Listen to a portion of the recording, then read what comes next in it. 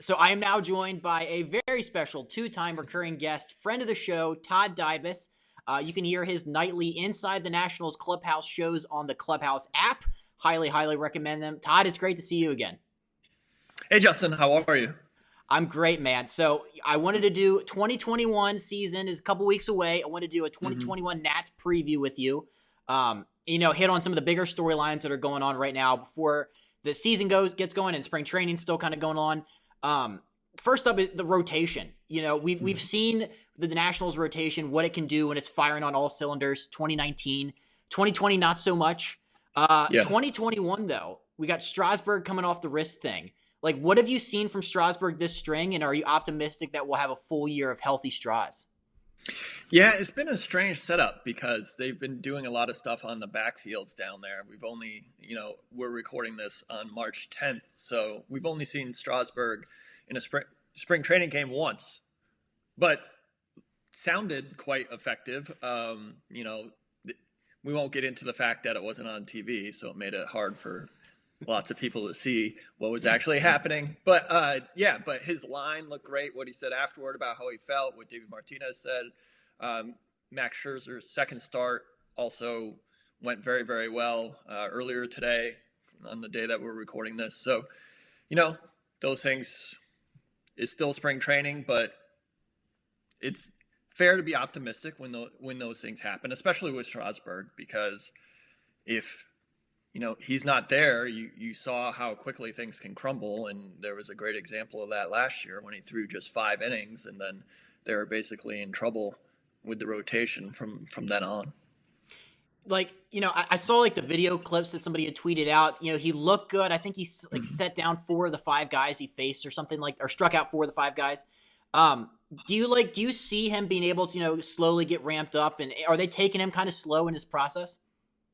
Yeah, they are, even though they said, he's on a normal progression, having a normal offseason, like all the way back to December and January when we would talk to Mike Rizzo or David Martinez. They said, things were normal for Strasburg at that point, as much as normal things were happening for anyone on the planet around, the turn of the calendar. So he should be fine, knock on wood. Always the word, should is kind of around him, unfortunately, still. And again, I can't overstate what we just said about what a gigantic impact he has, whether he's there for 30 or 32 starts versus 17, 18 starts, or if something goes catastrophically wrong, much fewer than those 7 or 18, and then you're in major trouble, because that's just a huge hole they're not equipped to fix within the organization at this point.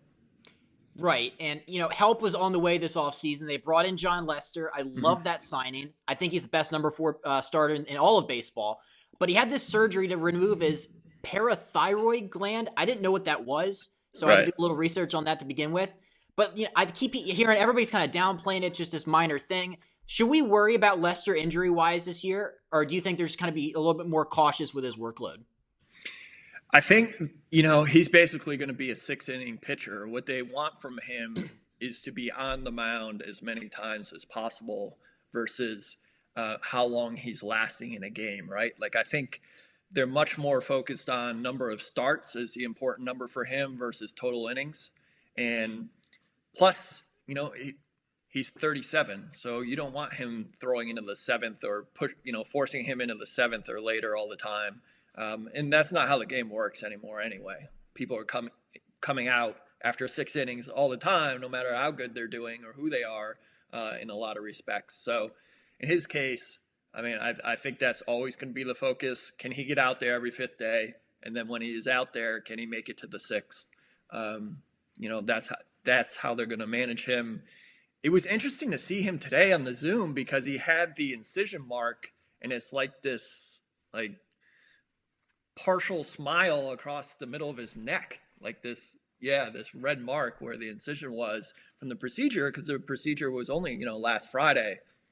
But he said he felt better already, and it's something that he had monitored for years with the Cubs, checking blood levels and things like that. And so he got it done. He's behind, but he doesn't have to pitch until April 5th. So opening day April 1st, and then he would be on the mound April 5th if he's able to. And even if they need to, they can still, push. If Joe Ross is the fifth starter, just push Ross up and push Lester back a day, or use Ross and Fetty the first time through and then grab a day off and then throw Lester and kind of reset things that way. You can buy yourself multiple days in that setting. They have the ability to do that for sure. Right, and Lester's been this workhorse his entire career. Like, I love the fact that he's like Mr. 30 starts a year guy. And you're right. I was reading about the weird incision thing on his neck. I think they said that, like, if he tries to exert himself too hard, it'll like pop open or something gross like that. Yeah. Like, do you think that? Well, obviously, see, this the whole thing is weird because you hear surgery, you hear like glandular stuff, and you're like, Yes. he'll be out for a little bit, and then everything that they said was like, oh, it's a week and he's back. I'm like, how? Why? Todd, do you have a better grasp of the parathyroid situation now that you've seen Lester on the Zooms and read a little bit about it? Yeah, that specifically, oddly, I had a pretty good grasp on what the thyroid does as a regulatory mechanism for your body, because there's a very old cat wandering around this house who has a major thyroid problem that I was very schooled by the vet about, when it came to medicine for the cat and how we're supposed to manage her, and like what the byproduct of the thyroid problem was, and it's involved in so many things. So I had that under my belt, oddly, a lot of that last summer. And then hearing that's precisely what I thought of quickly. But, Lester said the procedure took like an hour. So all the prep and getting situated for everything took significantly longer than the actual procedure. For him to be already back at spring training on Monday, it was 48 hours later and he was back on site. So I don't know. This is a guy who obviously is very in tune with his body. We talked about that with him today. He's been through a lot of things medically. And he knows himself thoroughly, probably more than the average person because of that, unfortunately, because of his past medical issues. But so we'll see. As I was kind of alluding to, I wouldn't be surprised if he misses his first turn through the rotation, and they're well equipped to handle that. And in April, there's a bunch of days off, so they can manipulate a lot of things and buy him some time if necessary. Right. That kind of segues into my last thing on the rotation, which is probably my favorite thing. The Eric Fetty, Austin Voth saga continues again. I don't know how many years in a row this has been with those two guys. They're linked at the hip, I think, at this point. This year we have Joe Ross penciled in as the 5. Do you see him being the full year? He'll be fine for number 5 throughout the entire year, or will the Austin Voth and the Eric Fetty situation kind of rear its ugly head for another year? Yeah, there are a few layers happening there, right? So number one, David Martinez clearly wants Joe Ross to be the 5th starter. So if Joe has reasonable outings the rest of the spring training, he's going to be the number 5 starter to start the season. Their preference would be for him to be doing that throughout the year. Somebody's going to miss a start or two or a few along the way, and that's going to be a space for Fetty or Austin Voth, depending on who's doing what. Options are a factor here. Ross, Voth, out of options. Fetty still has the dreaded 4th option, so they can still kind of maneuver him around as they see fit, the organization. And also, you're going to have a month of the alternate training site back. So you can just put guys there, and there's no penalty for putting them down, up, whatever. And you're going to be able to manipulate things that way as well before the minor league season actually starts. So that's actually a significant benefit to the Nationals, because they have these kind of extra guys that they don't have a specific place for them, and they don't want to kind of mix and match everything. But also they don't want to just like throw them aside and lose them if they release them. They would like to keep them around for depth reasons. And the alternate training site is going to help them do that, at least at first, in the first month of the season. And one of them will probably end up in the bullpen as a quote-unquote long man during that time span too. And the other one will be the 5th guy in the rotation, and presumably that's going to be Joe Ross. That's a great point about the alternate train site. I didn't even think about that. But yeah, that's back too. But yeah, is there a situation where both could be in the bullpen, or do you think that one of the two would probably have to go back down to the minor leagues at that point? I think one of the two would probably be at the alternate training site working as a starter Okay. and on a regular schedule. And I think the other one would be the long man in the bullpen, kind of keeping an eye on that. And if something happens in the second inning of a game, then they're in and they, try to throw 5 innings, that type of thing. And so, again, it gives them flexibility. It gives them a little insurance. It maintains their depth. And part of this question is, with the 26-man roster, how many bullpen guys are the Nationals going to carry, right? Do they want another bench guy to go with Harrison and kind of use an extra spot there, or do they want 9 relievers? And if they want 9, is it Voth and Fetty both going to be part of that 9? And is Clay going to be part of that 9 now that Jeremy Jeffress is out? So, Martinez will be able to manipulate that too a little bit. There's a lot of flexibility here at the back end. Essentially, the 26-man roster, I think we're pretty good on like 23 of those spots. And we've known probably 23 of those spots since February 1 because there's not a lot of competition going on. It's just a matter of how many pitchers they want to carry initially. And plus, as I just said earlier, there's a lot of time off in April by baseball standards. There's 5 days off the first month of the season, which is an astronomical amount in a sport where normally you get like 1, possibly 2 days off every month. And it feels like a week, but having five days off in 1 month is gigantic flexibility for everybody. You brought up Jeremy Jeffress. What happened there? I can't find, everything's being vague. He was here for 2 weeks and now he's out. Do you know what happened there? No, I don't specifically know what happened there. I've been doing this for a while now, and that was one of the stranger things I've dealt with. I mean, just his odd tweet at his ex-agent, and then his ex-agent going at people on social media, and people who tried to write about the team, going back and forth with him, people who aren't in the beat writer group or on site at the stadium. That was very strange. And the phrase personnel reasons from Mike Rizzo was also strange. It's so vague. Yeah, extremely vague. And you and I talked about this the other day, and we've talked about this in Clubhouse when we get in there to chat. When you're vague about something, that allows everyone's imagination to run, and then they try to fill in the blanks. And sometimes it's better to not be vague. It's better to say this is precisely what happened. We don't find this acceptable, and so this person is no longer employed by us. We've seen a lot of that. Now, if there are legal ramifications that prevented them from being able to say that, then you could also turn to there are legal ramifications. We can't say anything right now specifically because this has to run its course, and then we can comment after the fact. They didn't do that either. So just personnel reasons. And I mean, that's so vague that everyone on social media immediately was like, hey, you got a typo. And I'm like, no, that's what it's personal personnel, reasons, not personal. Yeah, it's not a typo. It's just weird phrasing. So it was a strange situation, especially for someone, they thought for sure was going to be in the bullpen, and to be at the back end of that bullpen, have a guy like that way down 5, 6, 7, however you're ordering those guys who are there now. That's a pretty good look for your bullpen from a talent perspective, from an on-field perspective. But obviously something significant occurred away from the baseball setting, or within it, but not related to his ability to play baseball.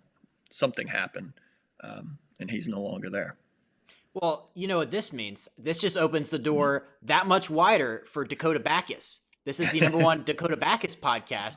It was previously the number 1 Will Crow podcast, but now I have shifted that to Dakota Backus. So if you want to hop on that train now, we're calling for tickets. Yeah, there's probably a lot of space left on that train. Anyone on that train really likes sliders, apparently. I love his slider. That's the only thing I know about him.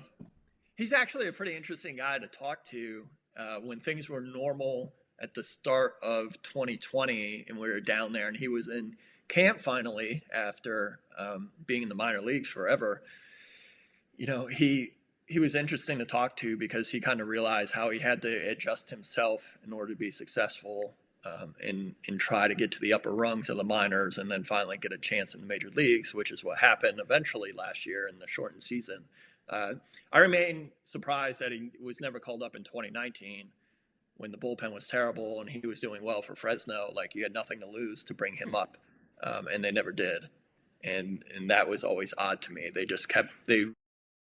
would sign a new veteran reliever, throw them in Fresno to get them kind of heated up, and then bring them up and cross their fingers they could do something while he sat there. I thought that was strange at the time, and remains so because he was pitching quite well for Fresno. He's supposed to come on this podcast. I haven't nailed that down yet, so that's why. Great. So anytime somebody's my guy, it just means that I've talked to them before. One more bullpen question. Daniel Hudson, we've talked about this in your clubhouse. I think it was like 2 weeks ago. He had this great run at the end of 19 and 20. He had a really bad year. And he goes out a couple weeks ago and he says, there's no egos in this bullpen. We're going to do, like bullpen by committee. This is just a bunch of egoless guys. And now that they signed the AL save leader, Brad Hand, to come in there, do you honestly, like, we've talked about the role of the modern closer, but how do you see the back end of that shaking out? Because I don't honestly believe that. Well, first of all, I think everybody has an ego in the bullpen. I think that's still a thing. But do you honestly think that Davey's just going to roll the dice, so to speak, with who he wants out there? I think it's going to be Hand primarily. Yeah. And then, we'll see different matching up as we go along. There's going to be instances where it's a one-run game and Freddie Freeman is among the next three guys coming up and it's the eighth inning. And then you're going to see, presumably you're going to see Hand there unless, maybe they'll try Will Harris there because Will Harris has reverse splits. He's been very effective against left-handed hitters in his career. So I don't think it's going to be quote unquote closer by committee. No. As much as I would prefer it to be, or think it should be, especially since you have the depth and talent to do that. You should be, to me, matching up from the sixth inning on basically all the time. You have the guys to do that. You'd be able to get guys rest as well by kind of folding Suero and Finnegan in, and to go with those other four main guys of Hand, Rainey, Hudson, and Will Harris, and you can mix and match those guys quite a bit. But it sounds like there's going to be a closer, more or less, and that's going to be Hand, and that's going to be fine with Daniel Hudson because he doesn't like to be the closer. Really? Yeah, which is why something is he's told me. He just doesn't like it. He's told us that numerous times. As soon as he arrived, in 19, he said he doesn't like to be the closer. And then they made him the closer, and then we would ask him about it again, and he's like, yeah, I'd prefer not to be, but obviously I'm going to go pitch when I'm told to. Yeah. So it's been an interesting dynamic. Yeah, he said that multiple times. It's kind of a standard thing for him. Davey Martinez is aware that Hudson doesn't want to be the closer. And then, of course, that's who finishes off Game 7 of the World Series, is the guy who doesn't want to be the closer. And he wasn't even supposed to be on the mound, actually, because Doolittle was supposed to pitch to Brantley at that point. Oh. But, yeah, Davey liked how Hudson looked. And since the lead was a decent amount and nobody was on base, he let him go and pitch to the lefty. And obviously that worked out, speaking of sliders. See, this is why we have you on here, Todd, because I didn't even know that was a thing. In my mind, I'm like, closers like to be closers. It's probably a lot of pride in that. There's more money. It's also the money thing, too, because if you get 40 saves a year, you get a lot more money. Right. I like that. All right, well, let's shift gears a little bit. Let's talk infield. And, the big thing with the infield is my guy, Carter Kieboom. That's another train that does not have anybody on it. We put these high expectations on him, Todd. We wanted him to be Anthony Rendon. He didn't turn out to be Anthony Rendon. He had Asdrubal Cabrera breathing down his neck last year. Do you see the fact that they don't have an Asdrubal Cabrera this year or somebody breathing down his neck? Is that only going to help Carter Kieboom this year? I mean, I think theoretically, I'm surprised that that's the case. I've mentioned this probably too many times in different settings about I remain very surprised that they didn't sign a Travis Shaw or Jake Lamb someone like that for $1 million, just to be sure. But maybe they didn't want to put that framework around Carter and just kind of let him be and do his thing and only worry about improving, not worry about whether he's actually going to be on the field. And then maybe they address that later if they need to address it a couple months into the season. If he's not doing well and they need to make a change, then they can figure it out. They don't have anyone in the minor leagues who they're like, all right, you can come up and play third base because this guy is failing. So that's not there. They don't have a veteran backup who can play third base every day, like Josh Harrison in an emergency. They could put him over there, but that's not ideal, and they don't really want to do that. Starlin Castro, they don't want to play third base. They want him to play second base, even though that was kind of a thing when they signed Castro. People talked about how he played third a bit for Miami.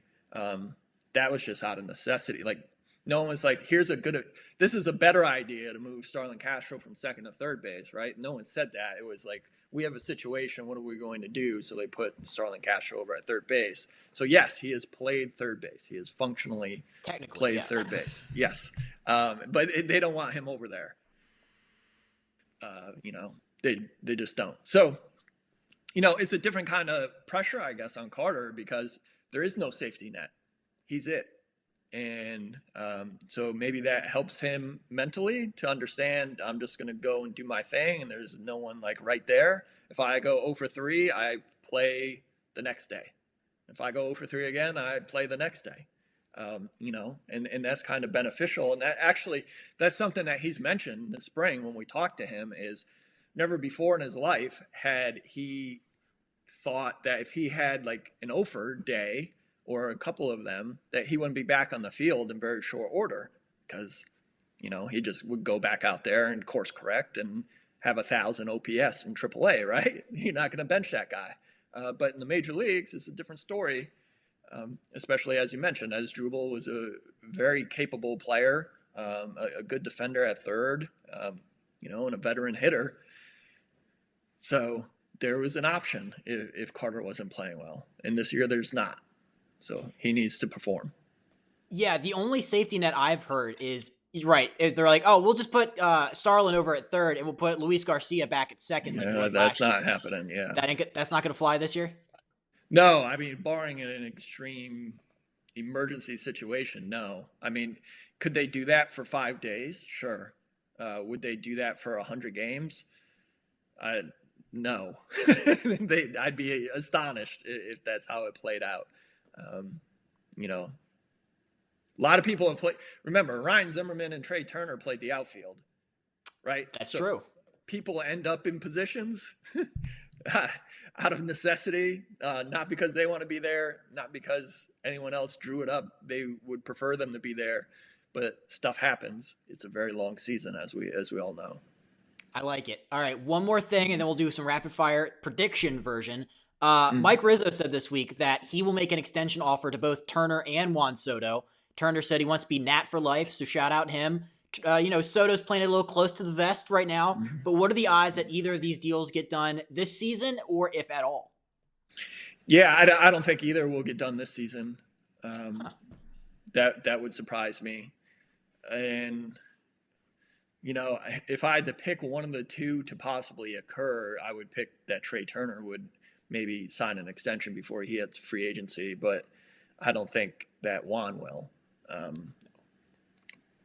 It's like the Tatis numbers, and we talked about this in Clubhouse, the Tatis numbers are enormous, and if Juan Soto is not hearing anything that's around those numbers, then, it's probably a non-starter conversation-wise for him at this point. The Nationals will argue that he's a corner outfielder, not a shortstop, which has some merit. And then Juan Soto and Scott Boras will argue, so what? He gets on base almost 50% of the time. He's 22 years old. So, this is a once-in-a-generation situation is what they would argue, which is kind of an argument that you can make for Tatis and the viewpoint that San Diego took with offering him such a long, lucrative deal. So if I had to guess, definitely Juan not done yet. I think it's unlikely that it will get done. They just all are worried about the CBA. It's going to be a disaster when the season's over. Nothing's going to happen in this coming off season except for bickering. Oh, wow. Okay. Well, that kind of segues into prediction rapid fire edition. So I'm going to run through a couple things. It's like some over-unders. I just want to get your take on it. Okay. Will Gerardo Parra make the roster? And if he does, how many times will we hear Baby Shark? He will not make the opening day roster. Okay. He will go to the alternate training site where he will play that all the time, perhaps when it comes up to bat. Yes. 15 times a day. And eventually all the pitchers there will be driven to insanity because they have to hear it so much because it's Groundhog Day and there's only so many people to face over there. But he also has to get up to speed. David Martinez did say today, again, it's March 10th when we're recording this, that Parra played in the B game this morning, doubled, and he's going to be DHing some going forward. Martinez labeled Parra 85%. He's coming off a knee surgery, for those who didn't know that. So he's not even up to speed yet. There's only a couple weeks to go. He needs to get into some spring training games as a DH first, then into the outfield. To me, that's certainly Andrew Stevenson's spot as the fourth outfielder at this point. Trey Turner, over under 22.5 home runs. I like that over-under number. That's a tough one. I will take the over, but barely, and say 24. Okay, he's been 19. I think is his high, but yeah, I think a little bump up. I think Yeah, I think what we saw last season with him being able to kind of to homer to the opposite field, that changes a lot of stuff for him, and so I think that's where he's going to see a little growth in that total. Who will lead the Nationals in saves in 2021? I think I'm going to be lame and say Hand. It just seems too logical not to be. I would say my sleeper pick would be Rainey, right? Yeah. Like in case something happened to Hand, and then they just kind of roll the dice and say go throw 100 and see if that slider. Just don't spike the slider, and it's probably an effective pitch because you throw so hard otherwise. Just make it to the catcher's glove, and it should be good. So, I mean, he'll get his chance eventually, but this year, Hand. Does Kyle Schwarber get back to hitting 30 home runs? The other day, Blake Snell said that the seams on the ball are different and that he's able to grip the ball better and that is traveling not as far as last year or previous years. And we heard from Major League Baseball that they're going to tweak the ball again.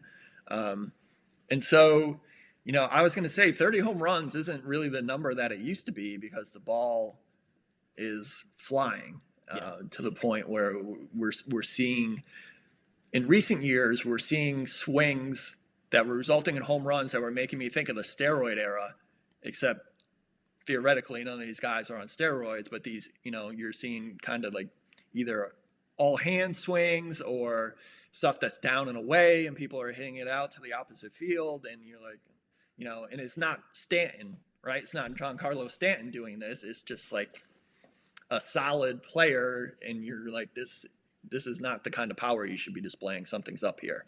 And certainly that's what pitchers were thinking too. But if that's coming back a little bit,